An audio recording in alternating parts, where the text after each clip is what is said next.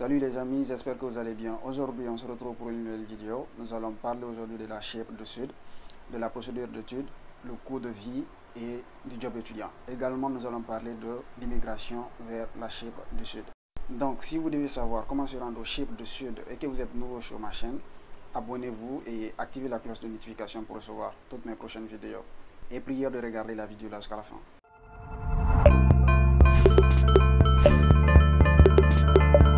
Voilà, comme je disais, nous allons parler aujourd'hui de la Chypre du Sud, de la procédure d'études.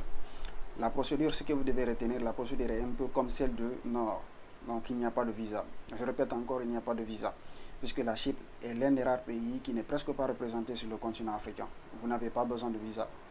Donc, la première étape, c'est de chercher une admission dans une université. Dès que vous avez cette admission-là, vous payez les frais scolaires. Une fois que vous payez, vous allez recevoir les documents nécessaires pour le voyage.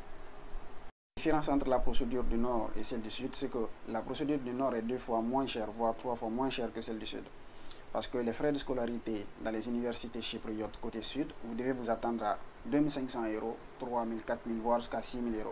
Donc ça dépend des universités bien sûr. Donc dès que vous avez l'admission et que vous avez les dossiers après le paiement des frais de scolarité, vous pouvez acheter le billet. Ensuite, vous essayez de traduire vos documents tels que le diplôme du bac, le relevé, parce que ce sont des pays qui ne parlent pas français. Donc, si vous avez le document traduit en anglais, c'est que c'est plus simple. Et après avoir payé le billet, essayez d'envoyer la photo du billet à votre agent ou la personne qui est en charge de vos documents pour que la personne puisse faire parvenir le billet à l'université, parce que ça va faciliter les choses pour que l'université soit au courant de votre arrivée. Sinon, si vous vous rendez à l'aéroport et que l'université n'est pas au courant, en cas de problème, l'université ne peut pas intervenir parce qu'elle ne savait pas que vous venez. Donc c'est un peu ça la procédure. Ça ne prend pas assez de temps, donc entre 1 à 2 semaines, maximum 2 semaines. Ça dépend aussi des personnes qui sont en charge de vos dossiers. Parce qu'une personne qui est en contact direct avec l'université, les dossiers de cette personne ne durent pas. Une personne qui passe par les inscriptions en ligne et tout, ça va prendre un peu de temps, voilà, 2 semaines et voire plus. En gros, c'est la procédure de la Chypre du Sud. En ce qui concerne le coût de la vie, vous devez minimum, je voulais dire, vous attendre à 250 € par mois. Donc le logement, la nourriture, le transport, vous devez minimum vous préparer à 250 € par mois. Donc jusqu'à 400 €, ça dépend de quelle façon vous vivez, de votre manière de vie. Concernant le job étudiant, il y a le job étudiant. C'est la différence entre la Chypre du Nord et celle du Sud. Parce qu'au Nord, ce n'est pas interdit de travailler au Nord. Mais trouver un boulot au Nord, c'est difficile, très très difficile. La plupart des étudiants au Nord ne travaillent pas. Par contre, vous avez une opportunité de travailler au Sud. Et le salaire, ça varie entre de 400 € jusqu'à 700 ou 800. Ça dépend. Donc ça dépend des boulots. Ça dépend des boulots. Donc, vous pouvez tomber sur un boulot qui va payer 400 € par mois, un boulot à 500 €, 600, ça dépend en fait des types de boulot. Donc c'est un peu ça aussi, je crois que vous avez une idée sur le job étudiant. Mais avant d'obtenir le job étudiant, attendez-vous que vous devez au moins minimum avoir une connaissance en anglais, voilà, pour faciliter la communication, le minimum en anglais, ou bien vous devez forcément parler le grec. Donc soit en anglais, vous avez une petite connaissance en anglais, ou bien vous parlez grec. Donc si vous parlez l'une de ces deux langues-là, vous avez plus de chances d'obtenir un boulot qui va vous permettre de vous en sortir. Dans l'immigration, ceux qui quittent le nord vers le sud, j'ai essayé de converser avec quelques personnes. Et donc il y a l'un de mes étudiants en particulier qui a quitté le nord vers le sud. Je l'ai eu au téléphone et je lui ai posé toutes les questions possibles en ce qui concerne l'immigration vers la Chypre du Sud. Qui se rendent avec le trajet nord-sud, qui rentre illégalement, c'est que vous devez vous attendre à passer un moment dans le camp. Donc vous allez passer dans le camp, vous serez nourri, logé par, comme on appelle, l'État chypriote côté sud, mais la vie au camp c'est pas le luxe fait.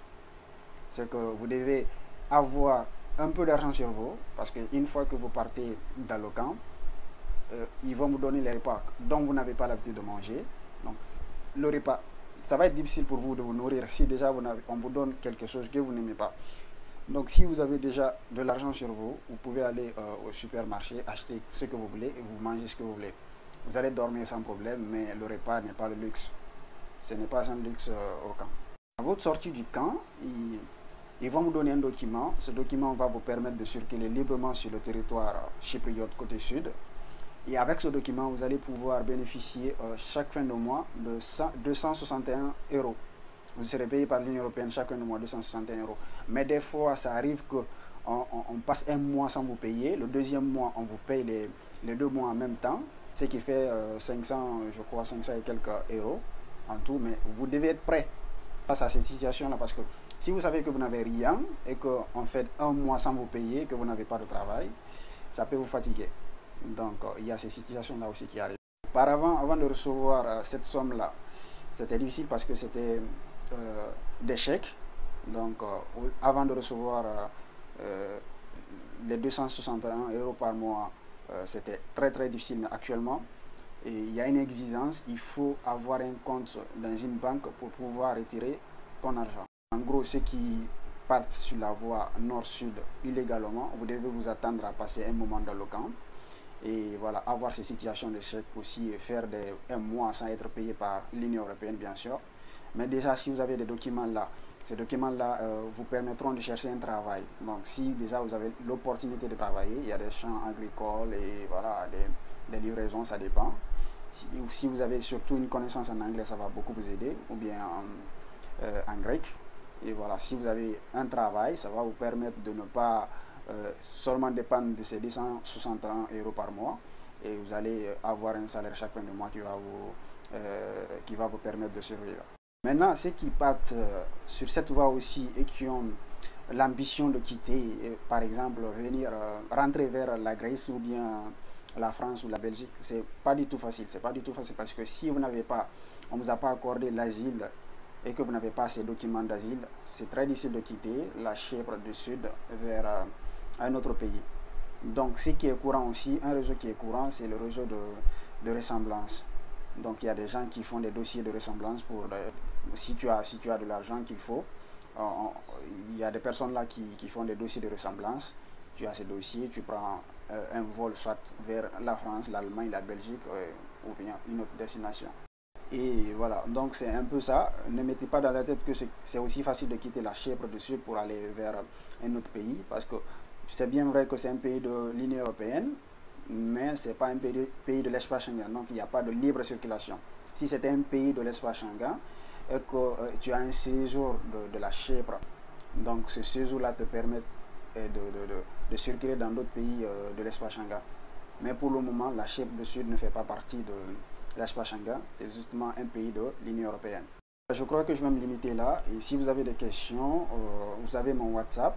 Ceux qui sont nouveaux sur ma chaîne, essayez de regarder mes anciennes vidéos. Je mets souvent mon WhatsApp dans la description. Vous me contactez et vous me laissez des messages. Je réponds souvent quand j'ai le temps. Voilà. Donc des fois, je peux faire 2 jours sans répondre à quelqu'un. C'est que je n'ai pas assez de temps pour répondre.